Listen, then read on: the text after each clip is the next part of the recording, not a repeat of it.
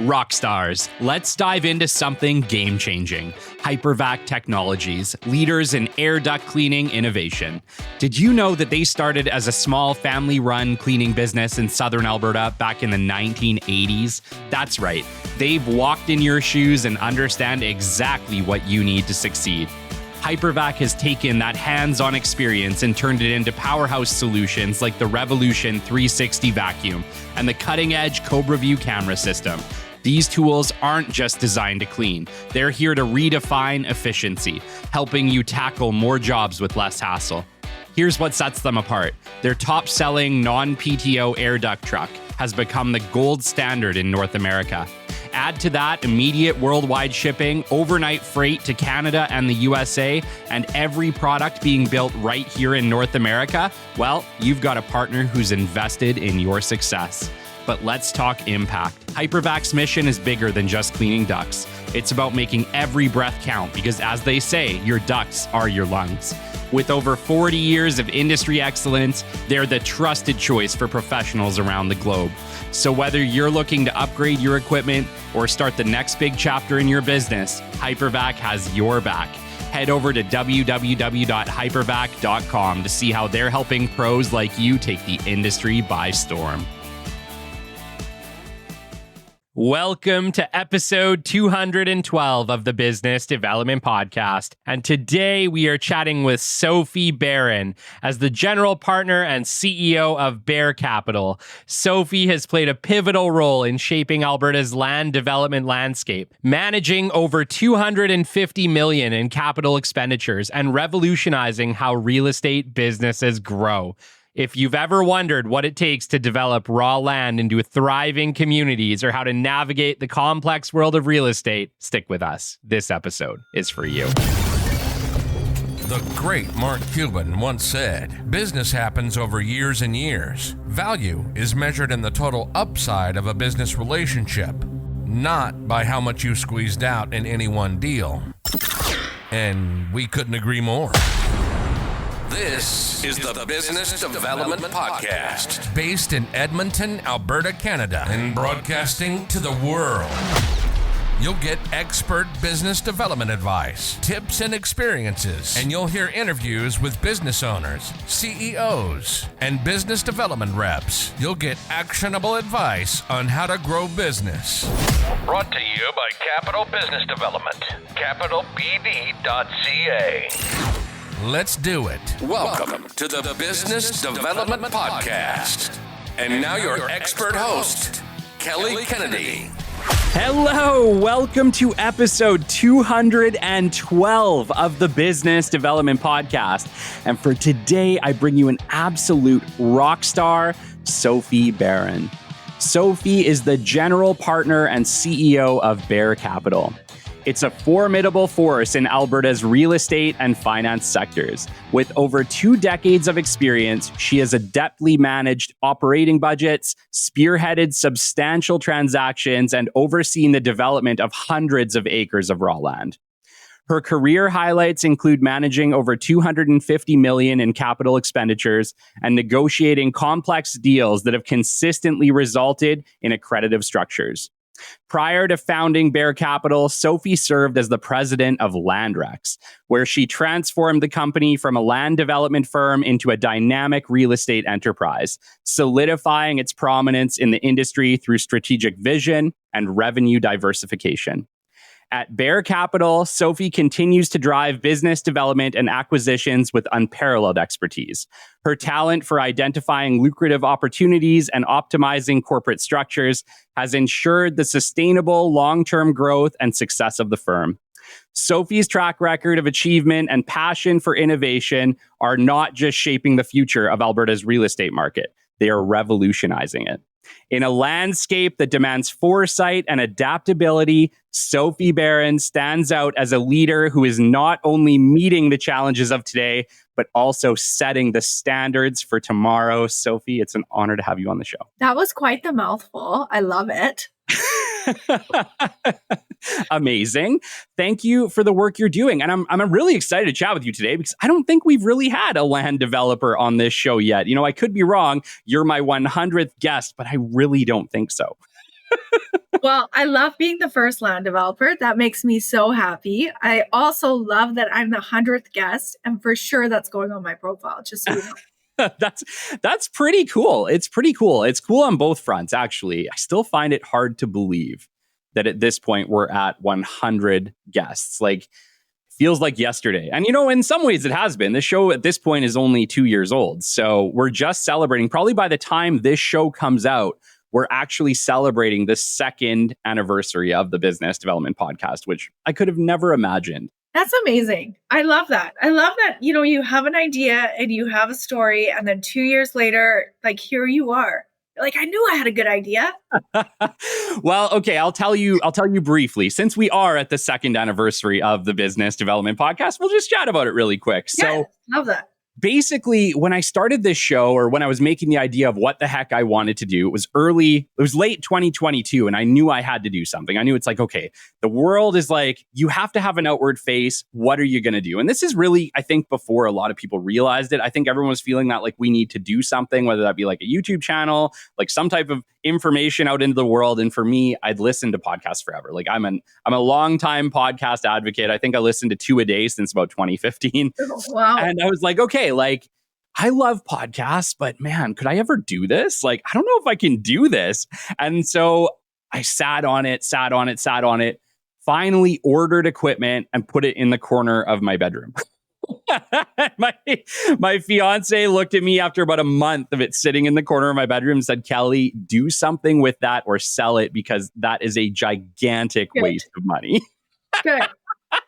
And that night I went down into the basement and I recorded trailer episode for the Business Development Podcast, and the rest is history. That's awesome. That's such a great story. Why did you go? Because there's so many different podcasts out there.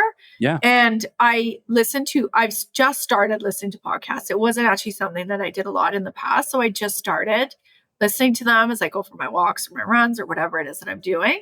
So what made you decide to go down the business road? Because I listen to all sorts of different podcasts, right? Sure. Whether it's music, entertainment, news, business, family, I go through the full gamut. So why did you choose business?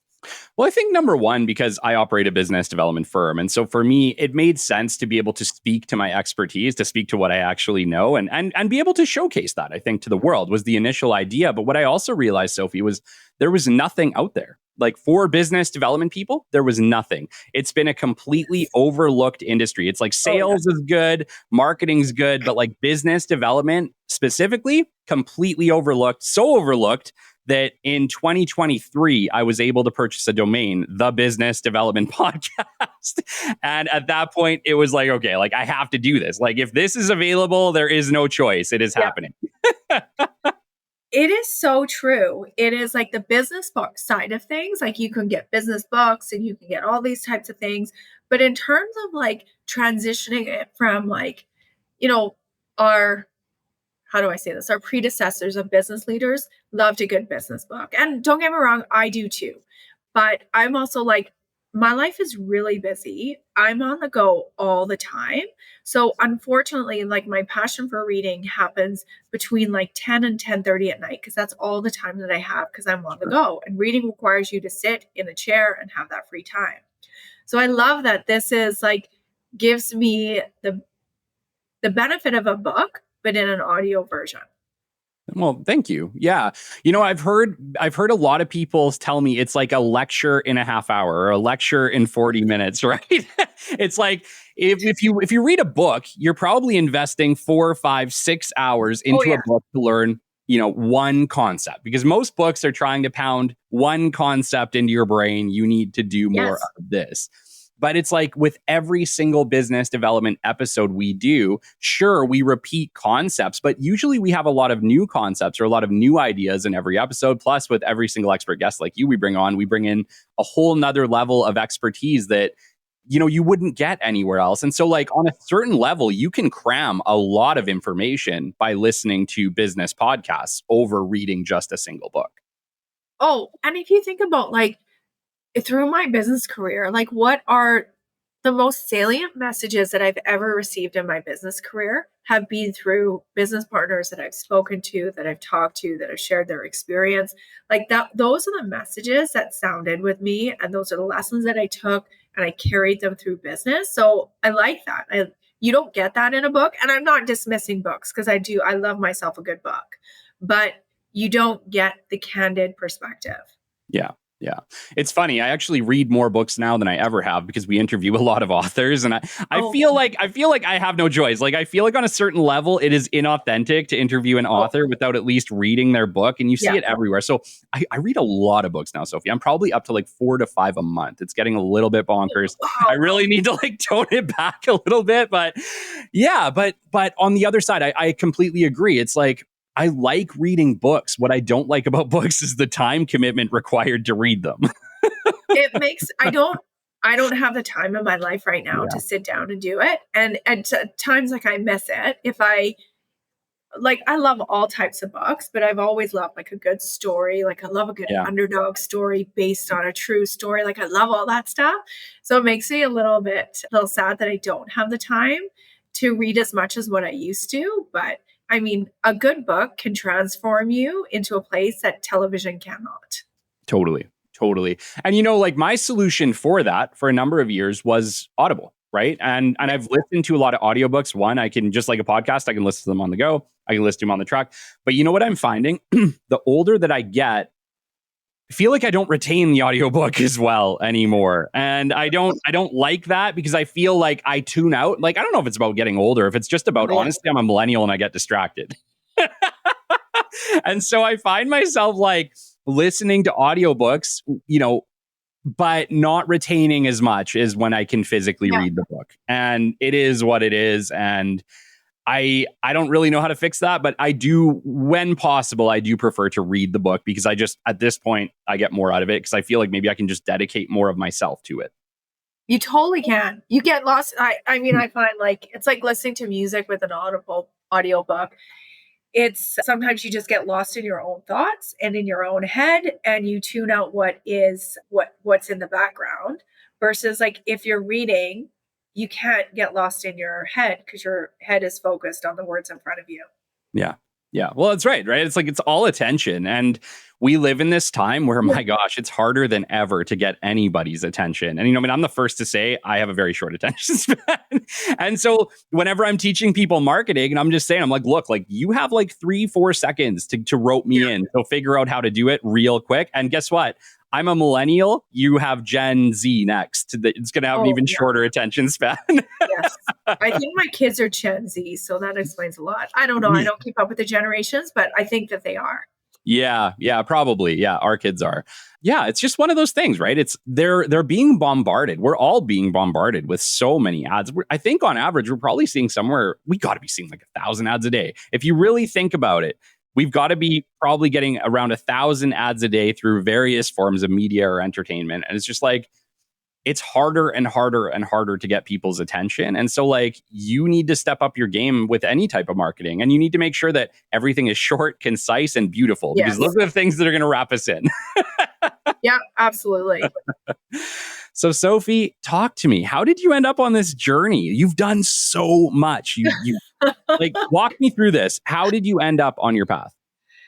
That's such a loaded question. I think that it was probably a series of unlikely events, a little bit of luck, a little bit of grace, and a lot of hard work is probably what took me here. I certainly, if you had asked like the 23-year-old version of myself when I was graduating from university, is this where you were going to end up? I think that I would never have guessed real estate. I knew I wanted more. Like I always knew, like I was like the little kid with big dreams. And so I knew that I wanted more. I knew I wanted something great out of my career when I graduated from university. Certainly did not think it was going to be in real estate. Didn't even realize I had a passion for it until later on in life. But I was like, like that annoying kid in university that was like, yeah, like I'm going to be a CEO. I'm going to be a CFO. Like this is what I'm going to do. Yeah. So that for sure, that was me. I had no idea how I was going to get there. Not a clue. didn't know what I was going to do it in, but I was like, yeah, this is what I'm going to do. Like, what are you going to be when you grow up? I'm going to be CEO or CFO. So, Were you always entrepreneurial, like driven, like even as a kid?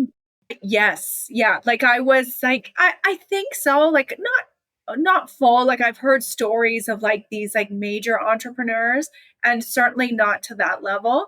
But I was always the kid that was always working. So like, I had my own flyer route. I wasn't old enough to get my own flyer route. So I got my sister to put it under her name. And then I was able to like branch out and get more flyer routes. So I had like 5 flyer routes. And then I was like, get my older brother and sister to work for me within the flyer routes. And so and then I had like this like shoveling business where we went and shoveled people's sidewalks. And so like those types of things that I always did, like I've always worked from a young age.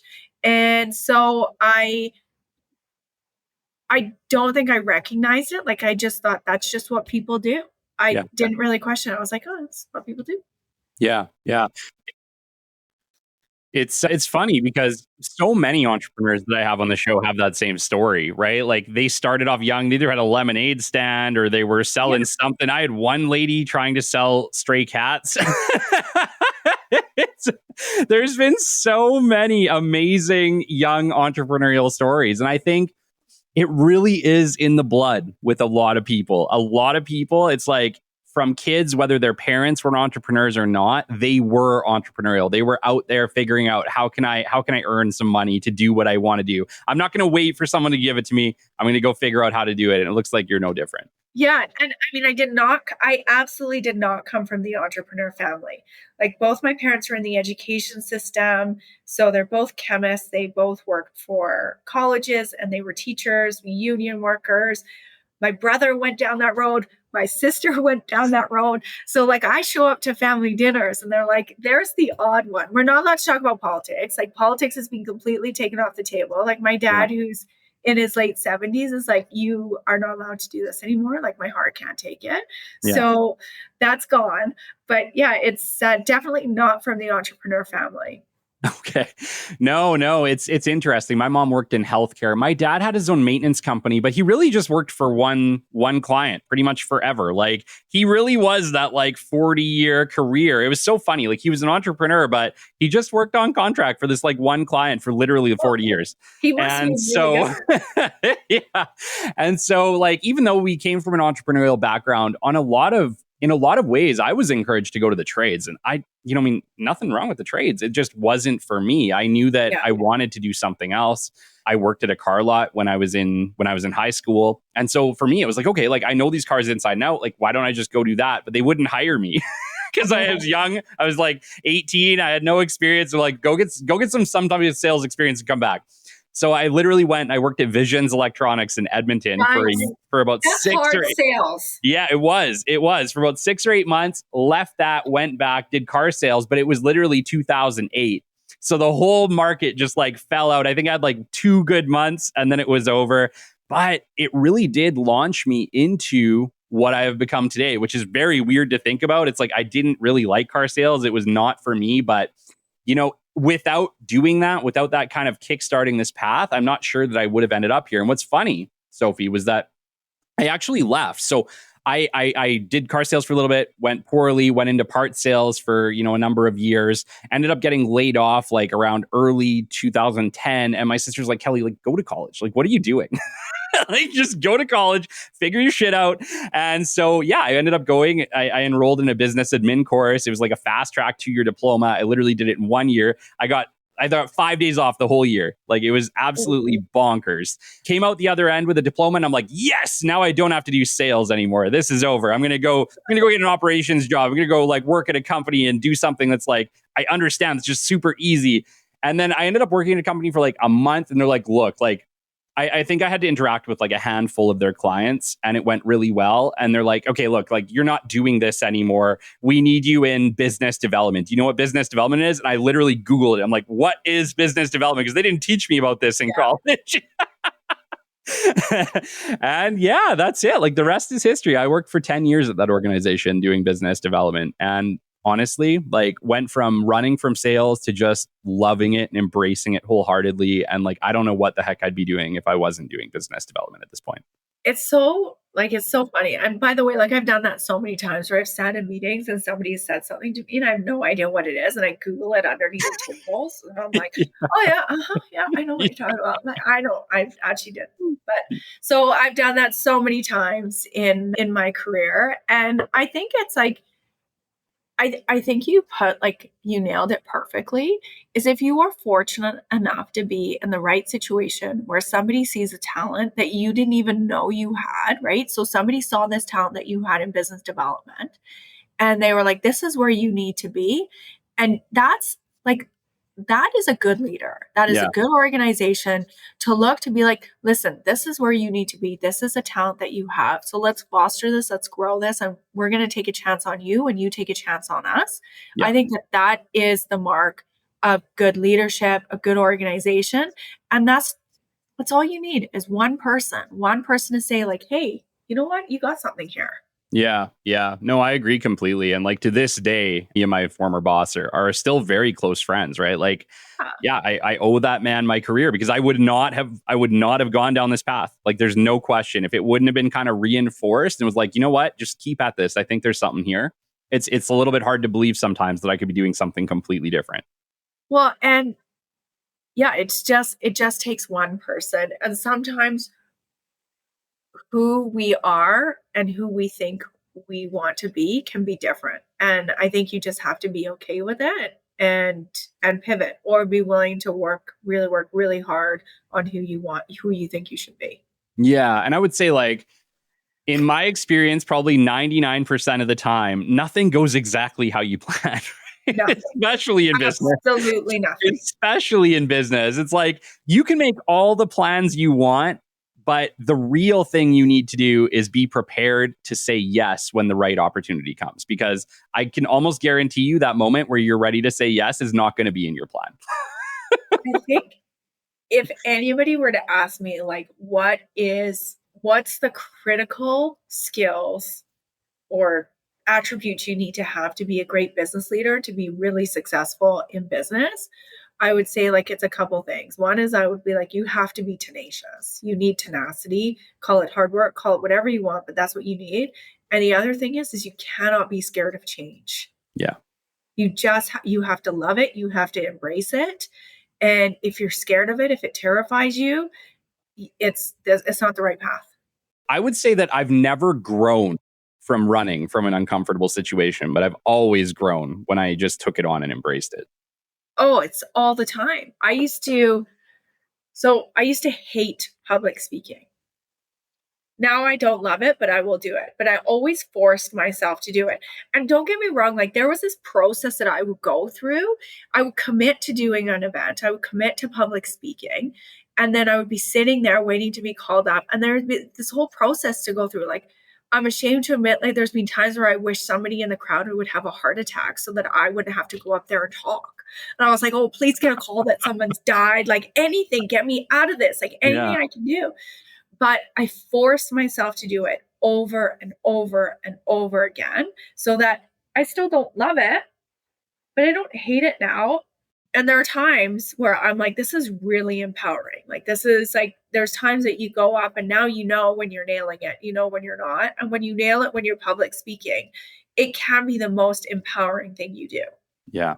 Can we speak to the anxiety from public speaking? Because, you know, I get it. Like I get wicked anxiety, stage fright. I always have from a little kid to today. And it's funny because people will say like, oh, you know, like you see people up there and they must just like not be afraid. And it's like, no, like you never really get over the anxiety. What ends up happening is you just get better at handling it. But like understand that everybody you see who's up there putting themselves out there in the world, they are feeling it. They are definitely feeling stage fright and anxiety. I still have times that I get on here. I feel anxiety. Like at this point too, like we're over 200 shows, 212 episodes at this point. And there are still times that I get up here and I'm feeling like, okay, I'm feeling off today. Like I'm not feeling great about this, but you know what? Show must go on. We're going to do it. But understand that like we all experience it. I love that you said that. And I always try to communicate to people because they'll come out to me like, Sophie, you're a great public speaker. Like, you're so confident. And I was like, you do know I'm dying inside, right? Like, you know that. And they're like, no, no, no. And I was like, no, I am absolutely dying inside. Like, I have these tricks, but I'm super nervous. I'm sweating. Like, it's all the emotions that you feel, I also feel. And I just develop the technique and the tricks to hide them so that you can't tell when I'm up there, but you're not alone. Like, you are 100% not alone if you are nervous or anxious about public speaking. We all are. Yeah. That's it. It's like in my mind, bravery isn't going up and doing something. It's being afraid and doing it anyway, right? Like, and I think that's what most of us are doing. Right?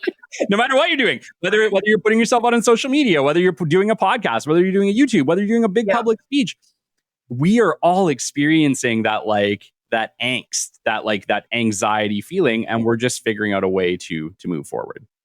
Oh yeah, totally. Absolutely. Anyways, Sophie, I want you to run me through your career because you've had a very amazing and interesting career, by the way. Start out with your time with the government of Alberta. That's an interesting one. So I'm going to date myself here. And also I'm a little worried I can't remember the year that I graduated from the U of A. But I think I graduated from the University of Alberta in 2002. I had a degree in business. And I applied for every job out there. And I ended up getting a couple of job offers. One was to work in a bank. And then the other one was as an intern at the government. And so my parents, union workers, blah, blah, blah, they were like, you must take this job at the government. So I went and I worked in the government. I worked in a department called Financial Institutions, Insurance and Pension. And then I just kind of worked in that department from the time of being an intern. I think I worked there for 5 or 6 years. And so I just took a bunch of different roles working in their finance department and just slowly worked my way up and worked through it. I kind of knew this wasn't my career journey. I knew I think I probably knew pretty quickly after I started there that it wasn't going to be my career journey, but I wanted to take as much as I could, learn as much as I could. I started my master's program while I was at the government. They allowed me, while I was doing my master's, I also wanted to get the prereqs to get my accounting designation. And so they allowed me to go during the day and take the classes for accounting. So I'll always be grateful for my experience at the government. I still talk to the friends that I made there today. And it was just a great journey.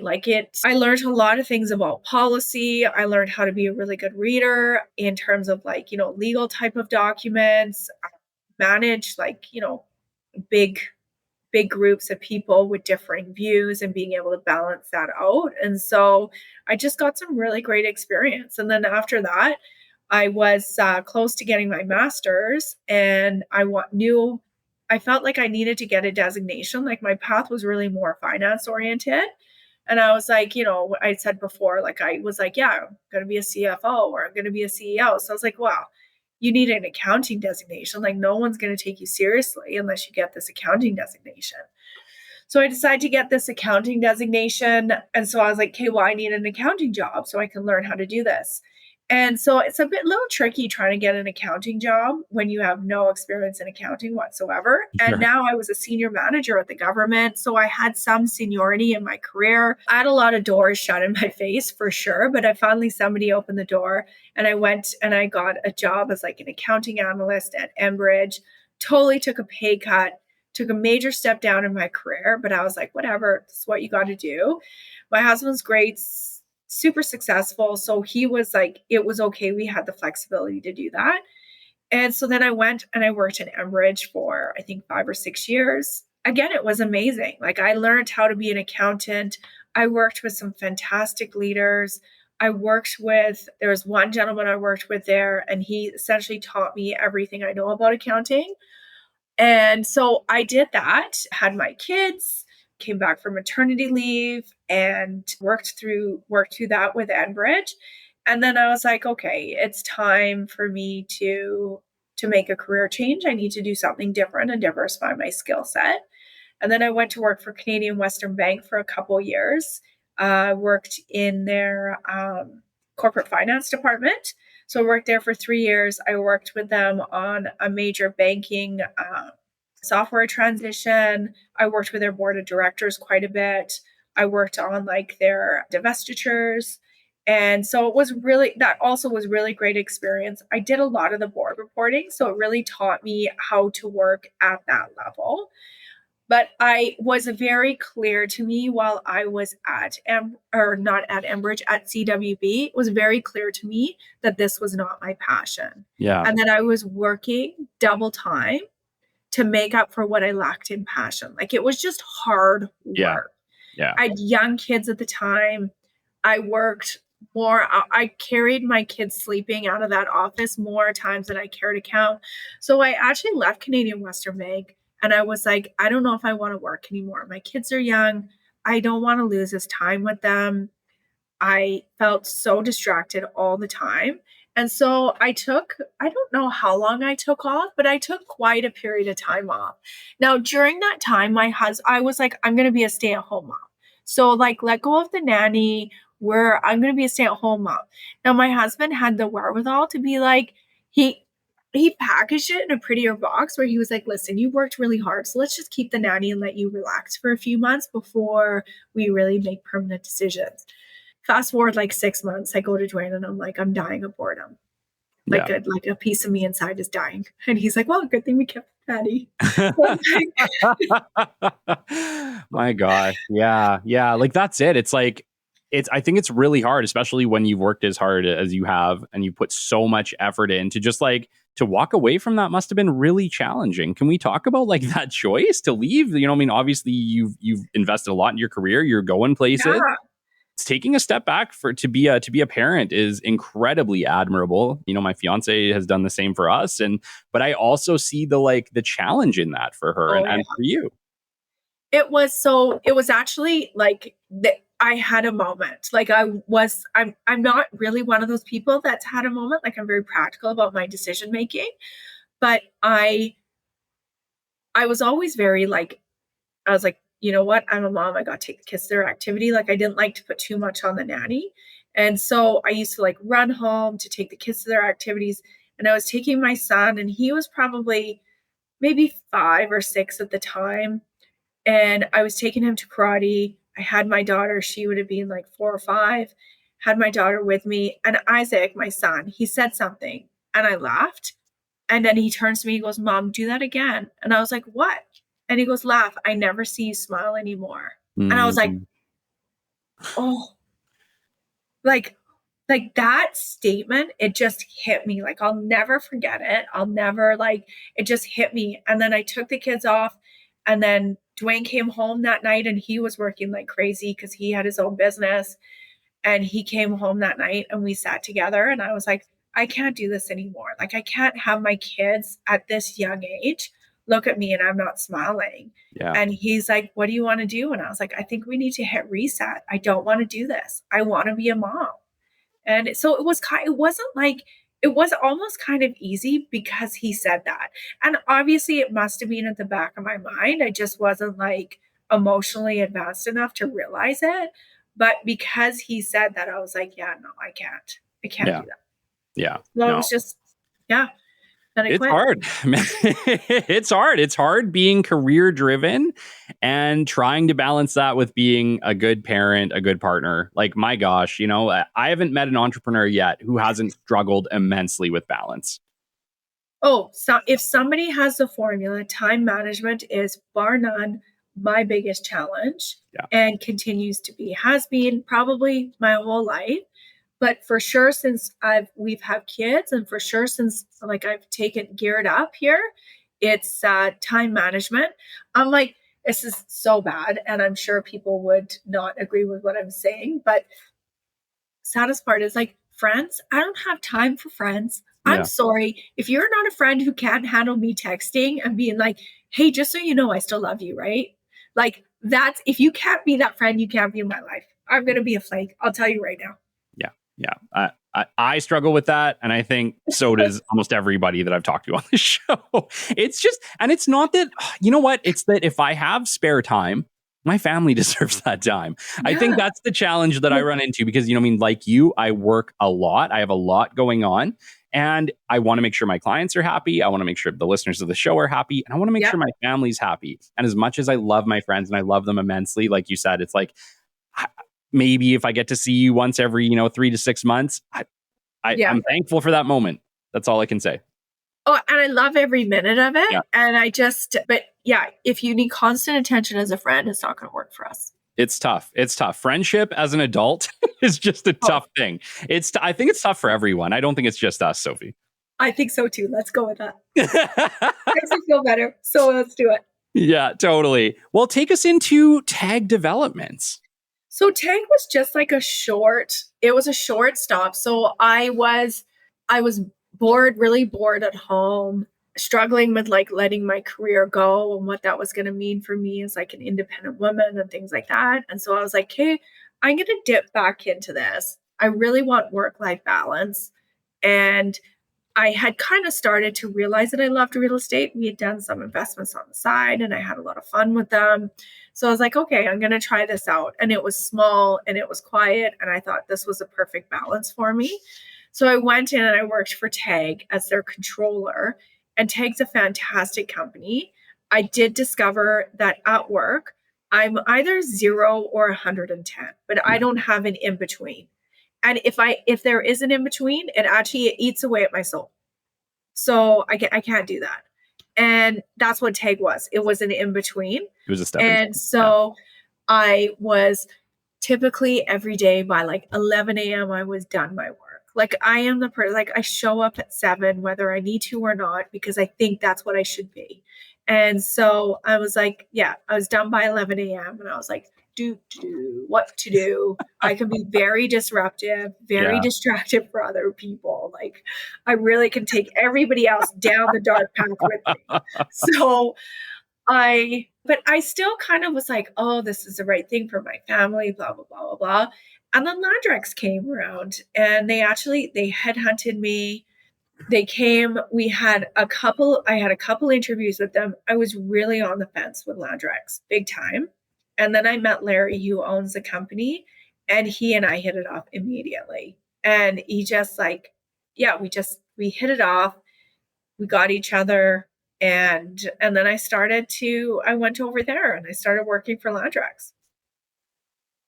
Was that like, that would have been essentially your second foray into land development, hey? Because that's what you were doing with TAG as well. Yeah, TAG, I was doing land development. So this was like my second foray into land development. I can't remember what year it was, probably about 2017-ish, I think, was when I went over there. So the market was like a dumpster fire for real estate. It was garbage. And so it was certainly wasn't the best time. Shortly after I started, the president left. So I actually started in a finance role. President left shortly after I started. And Larry just kind of kept coming to me for really more presidential things. And I did that for a while, kind of did like this interim between roles for a long time. And it was a really hard market to work in. Absorption was an issue, financing, everything we touched was an issue. And Larry used to tell me, because times where I'd just be like, oh, geez, like, this is not going well. Like, Larry, I think you need to hire somebody better. Like, this is not going good. But Larry always used to tell me, it's like, listen, Sophie, we can make money in this market. You'll be successful no matter what you touch. Like, it's how you perform in the hardest, worst markets is your leading indicator. So we just worked through it. We worked through all the problems and we worked through all the issues. And that's when I really started to lean into like the diversification model. I had seen when we started, I had seen the market had started to soften. And so thankfully, and there was a lot of fights along the way, but thankfully I'd reserved a lot of cash. And I was like, let's just put this money away. Nobody touches it. And I was grateful that we did that because it carried us through, but it really became clear that we needed to diversify. You can't just have land, and absolutely you can. Because of my finance background, I'm a big proponent. Like, we diversify our stock portfolios. you diversify your holdings, you diversify your friend groups, like you diversify all across your life, diversify in your business as well. So, and that's what we did. We built a model and we worked on diversification over the next like 5 or 6 years to transition the company so that it wasn't just in land development, that it was land development, it was multifamily, it was commercial. So there's just multiple different sources of revenue, which it's a long-term game. It's not short term. Like you have to commit to it, but that's what we did and it's working out really well. Amazing. Amazing. Sophie, like I said, we haven't had land developers really on here, at least not one like you. And so what I would really like to do today is we have an audience of people who might find this really interesting. Could you maybe give us a bit of a 101 on land development? What is a land and real estate developer and how does the whole system work? Like run us through from start to finish.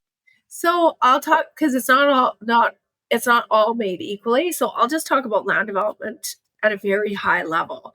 So essentially, from my seat and what we did is, so we would go and purchase like 160 acres of land, a huge piece of land, typically farmland, not developed, not serviced, nothing, just like prairie Alberta, what you see. And so then after that, you have to go in, once you purchase your land, you want to go in and you want to get your regulatory approvals. And essentially that regulatory approvals puts a plan in place on that land. So it's like a map of the land and it says, okay, you're going to do residential, so lots that people live in. You're going to do commercial, you're going to do multifamily, you need some stormwater ponds, you need roads, you need green space, parks, pathways, all that stuff. So you build a high level plan and then that gets approved by the municipality, whichever one that you're working with. And so essentially it's like your community map, right? So we all live in communities. They were all made this way. And then you go through like section by section. So 160 acres is not developed all at once. You would do like a 20-acre development and you would go in. And again, you have to go through the whole regulatory process because you take that big plan now and you narrow it down into like a smaller, tighter plan. But you have to demonstrate how it rolls into like the total concept. And so then you go in, you get that approved, and then you start construction, very simply speaking. So your construction is your grading. So you have to grade the land, make sure it's level. Your stormwater ponds, so those big lakes that you see in every community, those lakes are there because they take the storm drainage from the whole community, and then they work in a network of systems that bring it into other river or whatever it is. So and then you start with your grading, and then you go in and you do your underground. So that could be or that is like your storm, your water, your sanitary, or all like your underground pipes. Those all go in, gets compacted. You build your roads, you put in your sidewalks, you put in your fences, you put in your power, and then Bob's your uncle, you're done. It sounds so easy. It sounds very expensive is what it sounds. It is expensive. Land development is not a poor person's game, that's for sure. No. It sounds like when you factor in the cost of like each thing in a community, the cost of a building, the cost of a home, the cost of bloody putting in paths and parks and God knows what else. It sounds like you almost have to front load all that cost. Like, how does that even work? So you finance. So what you do, like my typical rule of thumb is I like the land to be free and clear. It's not always free and clear, but and it depends where you're buying. But like if you're buying 160 acres, cost you depends where you're buying, $30 million. Yeah. So you use that. So I like that piece to be free and clear. Once you take that, then essentially what you do is you borrow. So you finance it. So there's certain banks that know and understand. Most banks do. They know and they understand it. You get your so I always used to get pre-sale. So I would go out and I would pre-sell the lots to builders. So you know that you have your end sales secured. And so then I would go to the bank and I'd say, hey, I need $20 million to do these lots. You guys finance it. They finance it. You use that to pay all your bills. Your builders pay you, and then you pay back the bank. Okay. And then you get paid after. So my standing joke is, but it's kind of true, is like a land developer is either the poorest guy in the room or the richest guy in the room. Because you're always paying the bank. Yeah. up front. So like 160 acres, let's say, can take you 8 years to go through. So the first 4 years, you're paying the bank, you're paying off your land, you're paying off everything. It's the last 4 years. That's when he or she's the rich one. Like Yeah. they're all like making it rain money. And then you hit reset. That's why I'm like, you hit reset, then you go through it all over again. Wow. So for you too, like if you're working in that cycle, it really is oh, we're dying. Oh, we're doing great. Oh, we're dying. Yeah. And you're talking about a bunch of serial entrepreneurs. So anytime you have cash in your jeans, you're looking what the next thing you can buy is. Yeah. Like nobody cares about what they can buy themselves. Everybody just cares about what's the next piece of real estate. Yeah. It's just a cycle. It's like a boom and bust cycle, right? Oh, absolutely. Yeah. Wow. And yeah, like I'm just thinking to like when you ended up in that position, I totally agree. Like we were in the middle of a pretty big oil downturn during that time. I imagine it was probably a tough market. It was really tough. And, we had I think we had 1 or 2 years, maybe 1 year we didn't do anything, didn't do any land development, did nothing. COVID hit. I opened up a restaurant 20 days before COVID started. Oh, no. Yeah. Oh, yeah. Yeah, I got good stories. Wow. So I opened up a restaurant, I think it was like February 19th at Boston Pizza. And it was going amazing. And then all of a sudden COVID hit on like March 9th or something, that everything got closed down. And I was like, well, I'm done in the restaurant business. That's it. It's over. Oh my gosh. That's horrible. That should have been a sure thing. Oh, it was like, yeah, it was. We made it through, though. We pivoted, made it through, and the restaurant is still running today. But amazing. Yeah, it was. And we actually, I think it was the first year of COVID, we were one of the only developers that I did a subdivision in Fort Saskatchewan. Sold like this in a hot minute. So you just got to see opportunity and not be afraid to go for it. Yeah. Well, and you know what? In my experience, nothing great happens without a little risk. Oh, right? yeah. The best wins are when you take a little risk and it pays off for you anyway, right? Like it's like, I feel like if you just won and you weren't really trying, you just don't feel it. You don't appreciate it as much. You just like, I think it's like, I always like say like, go with your gut, because it's your subconscious, right? Like your gut is really just your subconscious telling you it's a good idea. Go with your gut. Feels like a good thing. It probably is. Yeah. And then you went out on your own. Let's talk about the leap to Bear Capital. Why did you do that? Spent the last 10 years of my career calling myself a entrepreneur. Like I wanted to be an entrepreneur, but I wouldn't go there. So I was a entrepreneur, worked for a great organization. I had a lot of leniency within Ladrex. Like the new deals I bought in the door, the owner was always like, yep. He rarely said no. So I had a lot of leniency. Also was recognizing that I was taking the company to a place that it had limitations in terms of like ownership and different things like that I was going to grow beyond that. And so I was like, I want to go out on my own. I wanted to do this on my own, had to figure out a way to do it. And I'd always loved the private equity model. I think it's a great model. It's not super prevalent in Alberta and in Western Canada, but it's very prevalent in Eastern Canada and the US.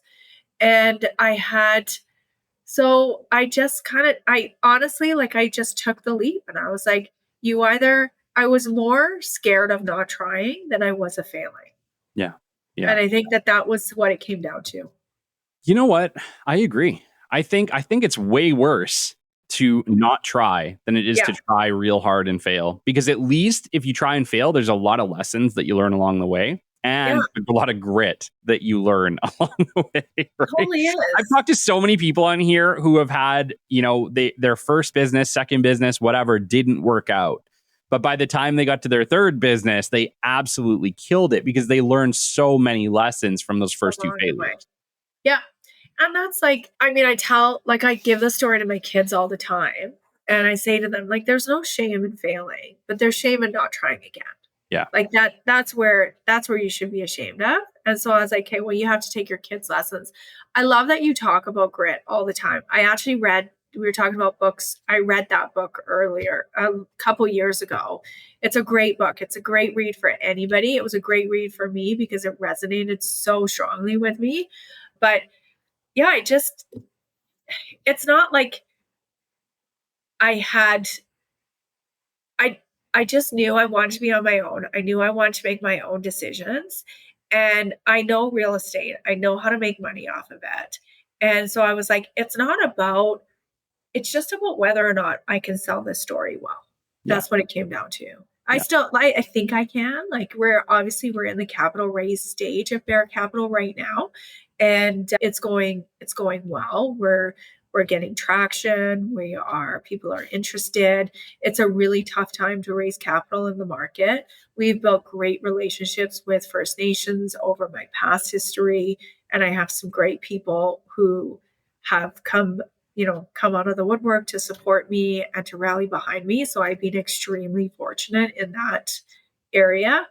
And it's for sure not easy. Like, it's when I had this vision, I was like, oh yeah, so this is what I'm going to do. I'm going to go out and market. I'm going to raise $50 million and I'm going to deploy that and buy some real estate. And like, Bob's your uncle, will be done. And it's no problem. Yeah. Well, it's a little hard on what that description is, but I still think it is absolutely 100% worth it. Run me through the capital raising process, right? It's like we're talking to a lot of business development people who are really used to building relationships on behalf of companies and selling products and services. But what is it like to sell an idea, like, or a future investment? It seems like a really challenging thing. Can we speak to that? It is really challenging. So essentially how the process works is, like, we had to get the building blocks in place before we could sell anything, right? So that was just like your legal documents, your pitch deck, understanding your deal pipeline, and understanding what you're selling. And so we needed that in place. It took a long time to get that in place. Thankfully, we do have it finally in place. And so essentially because we have Bear Capital has an affordable housing impact component to it. We do have Indigenous First Nation partners that we have been working with, and we will push an additional benefit back to any of our Indigenous partners that sign up. So our initial approach is that we were going to go to all of our First Nation partners and people that we knew and some people that we don't know, and talk to them about Bear Capital. What I do find is, once I can get in front of somebody and I can talk to them about what Bear Capital is, I think it's fortunate, the fortunate experience of the fact that I'm not an investment banker. That is not who I am. Yeah. I'm not a private equity person. I know how to manage money. Obviously, I've done it for decades and decades. But what I do know is real estate. I know land development. I know vertical construction, and I know how to manage that. And I have a track record of demonstrating that I can do that. And so I think that works very well for me, is that I have the experience. I can back it up and say, do you like this building? Yeah. Yeah. Do you like this subdivision? Okay, I did that. Yeah. So I have tactical experiences. I think is not commonplace in the industry. No.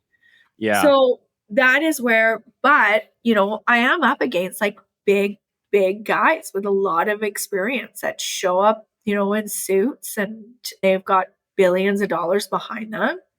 And like, I'm just Bear Capital. Like, this is it. But I think that being able to demonstrate that you have something different has been a critical piece. Well, I can tell you, for me, if I was to look at Bear Capital, which is essentially what you were doing, like, it uses all of the lessons that you learned throughout your career. Yeah. Like, everything you have done has led you to this position to frankly be the perfect person for this position. And so I think you're right. I think when people buy Bear Capital, what they're really buying is you. They're buying you because you have so much experience to be able to make the right decisions, to invest in the right pieces of property, to put together the right plan that will lead to future success.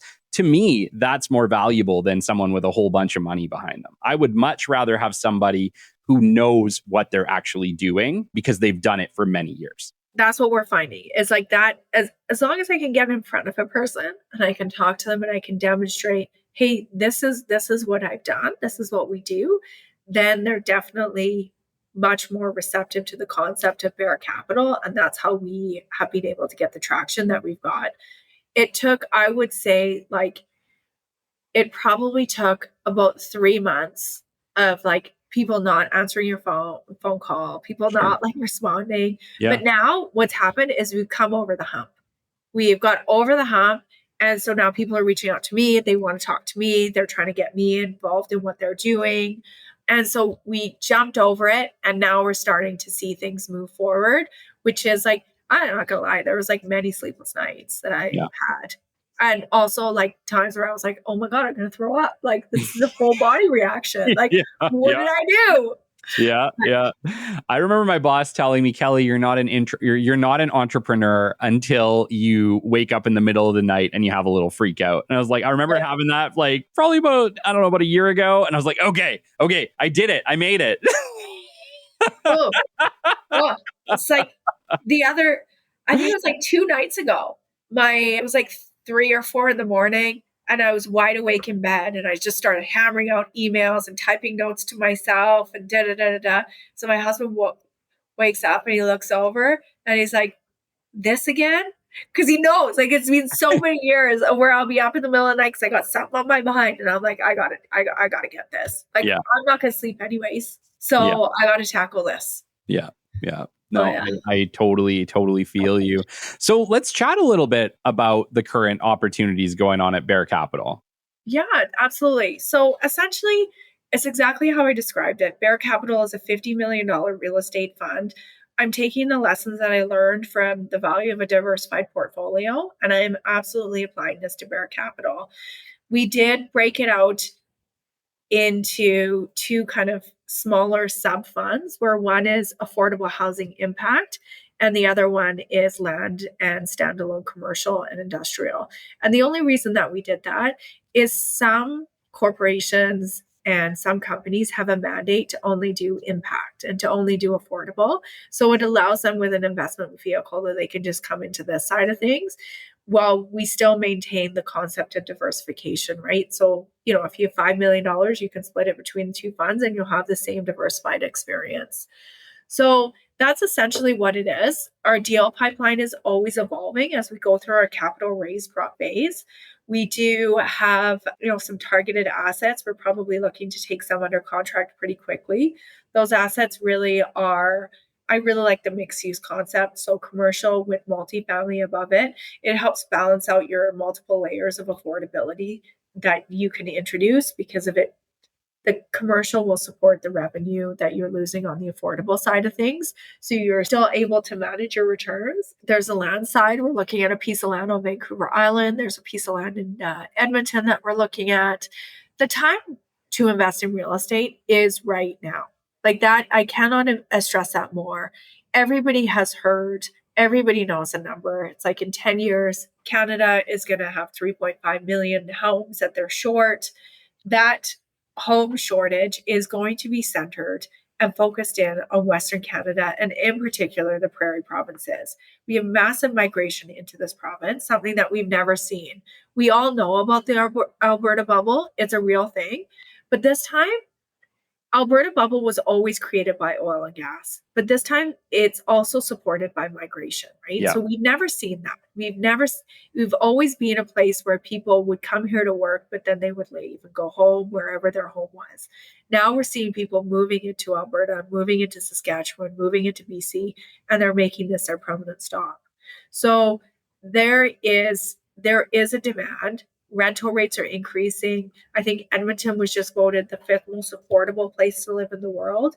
And so when people look at affordability, they look at your cost of living, your quality of living, your average salary, like they take in that whole component. So I think it's really going to position Alberta, BC, Saskatchewan, Manitoba, like those are the places that are really going to thrive and they're going to do really, really well. So that's why I always say, like, this is a time to invest in real estate. If it's not through me, just do it somewhere. Go buy a house, like go do something. But this is the time. I know there's a lot of people right now who are worried about real estate investment. Let's get real. They're worried about investment in general. I think a lot of people are like, what the heck do we do with our money? Because nothing seems safe. Can we chat about that a little bit? Like, I know it's like with interest rates being up, people have just been concerned about all investments, not just real estate, but definitely I hear real estate come up. Can you maybe speak to their fears a little bit? Are they unfounded? No, I would say that in general, like when you're making an investment, there's a risk profile that goes along with that investment. And you have to understand that risk. So I would be like this, when you invest in real estate is one of your more risky investments for sure. It's a big capital gain. If somebody doesn't know what they're doing, you can lose your shorts. Like absolutely lose your shorts. I've seen it happen time and time again. I see it happen in land. You can lose it on dirt. Like dirt is where your most expensive and most unexpected costs will come through. I've seen it in vertical. I myself have experienced it. I myself personally have failed in real estate, but it's through those failures where I'm like, ooh, I know what I did wrong. I know where I failed here. So I would say to anybody, it's like, if you're going to invest in real estate, just know that there's risk associated with it.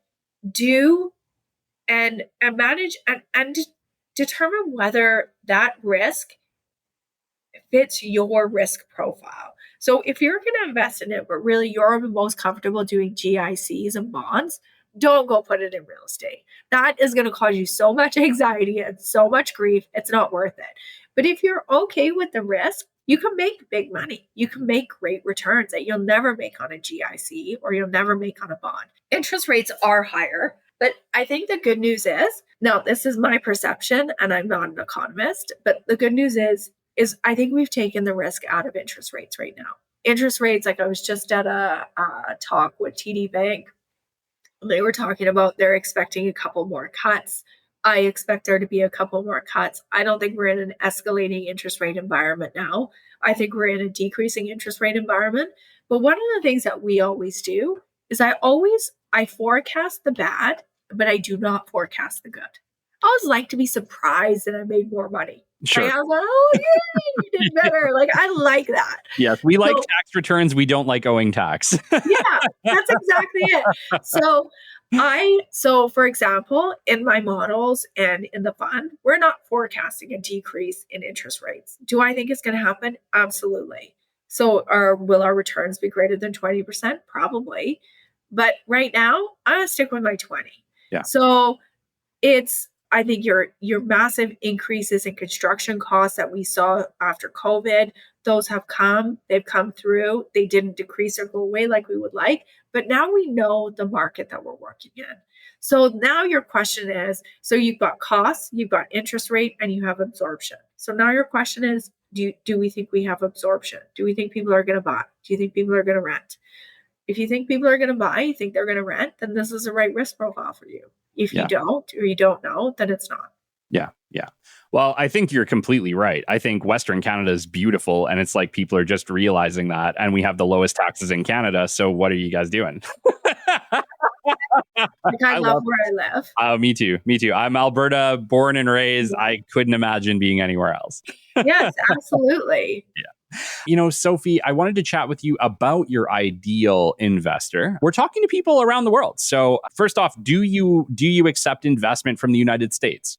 Absolutely. So it's very simple. So the way that the fund is set up is a GP, general partner, limited partner structure. And so it allows income to flow through. So it's very important for our Indigenous partners because they're in a different tax situation than, let's just say, a private corporation. So we can bring in investment through the United States. We can bring in international investment. Essentially, it's quite simple. We set up a corporation here and they funnel it through the corporation and then it goes back to their home, wherever that is. So it's actually quite simple. We are non-registered, so we have a pretty straightforward way to invest through us. Our ideal investor, of course, international. We have been talking to a few of our partners down in the US to come in for an investment. And so in terms of within Canada, we've talked to a lot of First Nations, and we always encourage a First Nation to come in. And if you can participate in the fund, we do share a portion of the carried interest back to our Indigenous partners. We take private investors. So we've got a group of private investors that are coming together that can write checks and they're coming in. And then we also can take corporations. So whether, in different capacities, corporations could come in and invest in Bear Capital. Perfect. And, I assume you probably have a minimum. What is the minimum investment? Yeah. So originally our minimum investment was $1 million, but it turns out that, lots of people can't write that check and lots of these people actually like. So I was like, well, we're going to have to move this. So essentially we just look at it on a case by case basis, probably not going to take a $50,000 check, but 250 and up would be where we'd be in that range. Amazing. And Sophie, if people want to get a hold of you, they want to invest with you, what is the best way? So I am very active on LinkedIn. And so my LinkedIn profile is up and running. I keep a close eye on it. So you can get a hold of me through LinkedIn and I will share my personal contact information so you can reach out to me and then we can take it from there. Amazing. And Sophie, one last question for you today, because we are speaking to a lot of entrepreneurs, a lot of business development specialists, a lot of people who are involved with growing a business, but maybe they're not growing their own business yet, but they would love to. They need that little bit of inspiration. They need a little pep talk. Can you chat a little bit about what motivated you to take that jump and how you were able to take that jump? You were a president at another organization, but what was it that allowed you to really take that leap on your own? So I'm going to make it really simple. I just believed in myself. And I never needed anybody else to believe in me for me to believe in myself. And so, if you don't believe in yourself, then what's the point? Sure. So pump yourself up. This is who you are. This is who you're meant to be, and believe in yourself. And that is it's super simple. I just believed in myself. Cut out all the noise, cut out everything else, and sit down with yourself and have a conversation with yourself and be like, do you believe you can do this? Okay. Because you can't be more honest than you are with yourself. So that's what I would say. It's that's all you need. You just need one thing. Yeah. Believe in yourself. I love it. I agree completely. I think the one thing that most entrepreneurs have in common is a lot of self-confidence, because that's really what it takes. That is what it takes. Absolutely. Yeah. I know we're coming to an end, and I want to leave with this one last thing. So I'd already made this big decision, and funny enough, my biggest anxiety over telling anybody, I had told my boss, was ready to go. I knew this was going to happen, but my biggest anxiety was telling my parents, who I had described as they were union workers. They were just get a good job, get a pension. That's all you need in life. So finally I was my sister was bugging me. She was like, you got to tell him. So finally I was like, okay. So I sit down, we're family dinner, and I was like, okay, Mom, Dad, I got an announcement to make. And they're like, oh God, what now? What have you done, Sophie? They always do, because I was always the one dropping all the crazy bombs. Yeah. And they're like, oh my God, what have you done? And I was like, well, I've left Landrex. And they were like, what? No, freaking out. And my dad's like, geez, Sophie, why are you always moving jobs? He's like, what are you doing now? And I said, Dad, I'm going to go work for myself. Well, it's about goddamn time you figured that out. Amazing. Yeah, it was pretty cool. That's the right kind of response. Yeah, it was perfect. Oh, Sophie, thank you so much for coming on today. I really love this chat. And honestly, like I said, thank you for the 101. Thanks for teaching us on this. I really hope that everything goes amazing with Bear Capital. It looks like it already is and is going to continue to do so. And you know what? You're a trooper, by the way. By the time people hear this, they're not going to be able to tell, but you're fighting a pretty wicked cold. And I just wanted to say thank you so much for coming on and fighting through it. Like I said, total trooper. Oh, thank you so much for having me. I really appreciate this. I love this. This has made my day. It's been wonderful. Amazing. Until next time, this has been episode 212 of the Business Development Podcast, and we will catch you on the flip side. This has been the Business Development Podcast with Kelly Kennedy. Kelly has 15 years in sales and business development experience within the Alberta oil and gas industry and founded his own business development firm in 2020. His passion and his specialization is in customer relationship generation and business development. The show is brought to you by Capital Business Development, your business development specialists. For more, we invite you to the website at www.capitalbd.ca. See you next time on the Business Development Podcast.